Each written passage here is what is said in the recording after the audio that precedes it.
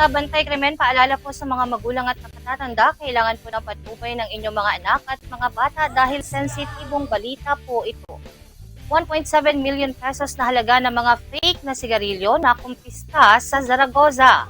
Umabot sa 1.7 million pesos ang halaga ng mga nakumpiskang peking sigarilyo mula sa dalawang naarestong kalalakihan sa anti-criminality checkpoint sa Zaragoza noong December 10, 2024. Ayon sa report na isinumite kay Police Colonel Ferdinand B. Hermino, Provincial Director ng Nueva Ecija Provincial Police Office, bandang alas 3 ng umaga, nang pahintuin sa checkpoint sa Zaragoza Police at 2nd Maneuver Platoon 1st PMFC NEPO sa Barangay Carmen ang isang Mitsubishi 12-wheeler truck wing van para sa routine check and verification.